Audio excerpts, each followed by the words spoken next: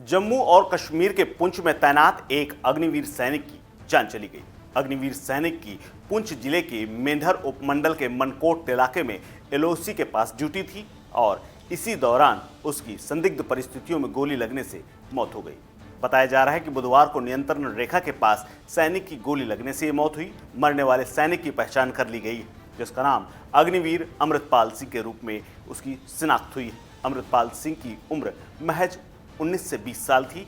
हादसे की सूचना के बाद पुलिस मौके पर पहुंची और इलाके का दौरा किया। घटनास्थल पर सभी कानूनी औपचारिकताओं को पूरा करने के बाद पुलिस ने अग्निवीर सैनिक अमृतपाल के शव को पोस्टमार्टम के लिए भेजा और उप जिला अस्पताल में उसका पोस्टमार्टम किया गया। पोस्टमार्टम के बाद सेना के हवाले शव को कर दिया गया और जवान का पार्थिव शरीर मनसा यानी पंजाब के मनसा जिले के एक गांव का जहां का वो रहने वाला था वहां परिजनों को सौंप दिया गया, जिसके बाद उसकी बहनों ने शव को कंधा दिया और गमगीन माहौल में उसका अंतिम संस्कार किया गया।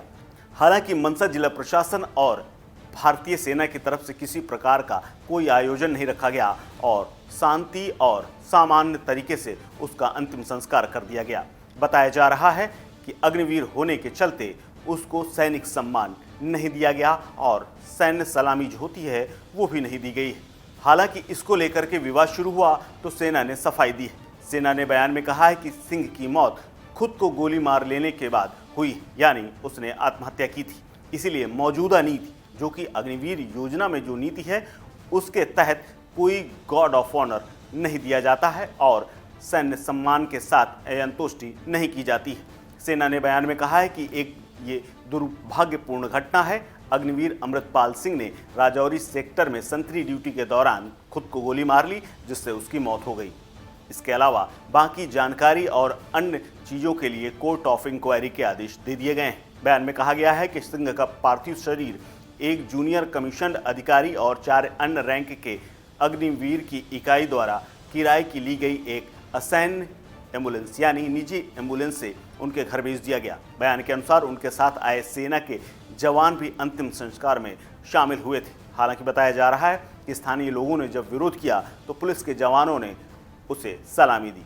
जानकारी के मुताबिक घटना के समय अमृतपाल सिंह संतरी की ड्यूटी कर रहा था। सेना का कहना है कि अग्निवीर ने खुद को ही गोली मारी, इसीलिए उसे अन्य चीज़ों का लाभ नहीं मिल पाया है। मामले की जांच कर रहे पुलिस अधिकारियों ने कहा है कि इस घटना का संज्ञान लिया गया है और जांच शुरू कर दी है।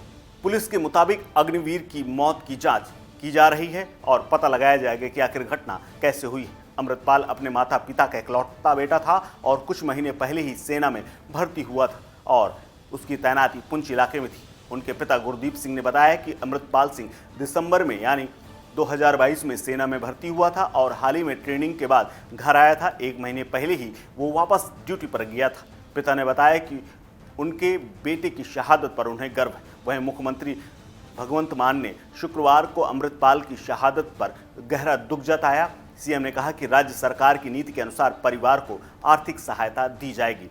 इसके अलावा पंजाब सरकार ने 1 करोड़ रुपए देने का निर्णय लिया है। हालांकि इस योजना को लेकर के विपक्ष हमलावर है। यूपी के पूर्व मुख्यमंत्री अखिलेश यादव ने अग्निवीर योजना को वापस लेने की मांग उठाई। अखिलेश ने एक्स पर लिखा, पंजाब के अग्निवीर शहीद अमृतपाल सिंह के पार्थिव शरीर को ना तो सैन्य सम्मान मिला ना राजकीय सम्मान। ये एक त्रुटिपूर्ण सैन्य भर्ती का दुष्परिणाम है। सैनिकों को उनका यथोचित सम्मान हर दिशा अवस्था में मिलना चाहिए। हम इस शहादत को शत शत नमन करते हैं। हम अग्निवीर योजना के अपने विरोध को पुनः रेखांकित करते हैं और परंपरागत भर्ती की पुनर्बहाली की मांग उठाते हैं। देश की सुरक्षा व देश के युवाओं के भविष्य के साथ हम कोई भी समझौता नहीं करेंगे।